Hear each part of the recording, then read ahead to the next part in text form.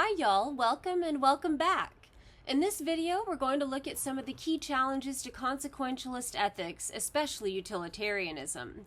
Remember, consequentialism says that the morality of an action depends entirely on its outcomes. If the results are good, the action is right. If the results are bad, the action is wrong. This approach can feel refreshingly straightforward, but as we'll see, it can also run into some serious problems. One famous example is the trolley problem thought experiment. Here, we imagine a runaway trolley is headed towards 5 people who it will hit and kill. Now, you can flip a switch to divert the trolley onto another track, but if you do that, it will hit and kill a person on that track. The utilitarian solution to this is to flip the switch. They say 1 death is better than 5, and you've maximized overall happiness. But here's the problem. That solution requires using an innocent person as a means to an end, and many people feel that that violates a deep moral intuition, and it clashes with traditional moral rules that say killing an innocent person is wrong, no matter what the outcome may be. So consequentialism sometimes justifies actions that are morally unacceptable. Consequentialism judges only the outcomes and not the intentions behind an action.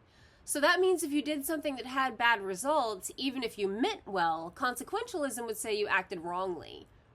But is that fair? Should someone be morally blamed for something they didn't intend to cause? This raises an important fairness issue. Many people think intentions matter, at least somewhat, when evaluating moral responsibility.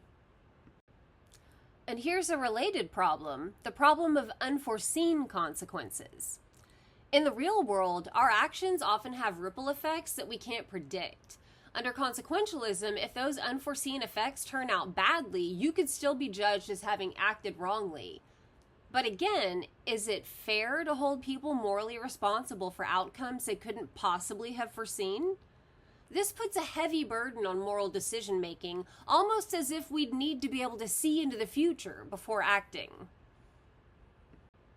Another challenge is called the problem of dirty hands. Sometimes leaders or decision makers face situations where doing the right thing might require doing something morally wrong, like causing harm to innocent people. For example, in wartime, a military strike might stop a greater evil but still cause civilian casualties. Philosopher Michael Walzer argues that sometimes to do what's right, we must act immorally.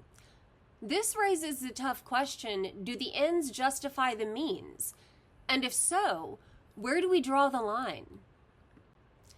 Consequentialism offers a clear, outcome-focused way to think about morality. But as we've seen, it can justify actions that many people find deeply troubling. These problems remind us that ethics is complex. No single theory has all the answers. That's why in this class we're exploring multiple ethical perspectives so we can see their strengths and weaknesses. Alright y'all, that's all we have for now. Thank you so much for watching. If you're interested in more videos about consequentialism, check out the video on consequentialism and Mill's principle of utility. For those of you who are Game of Thrones fans, there are also videos on consequentialism and Game of Thrones. Y'all have a nice day, and we'll see you next time.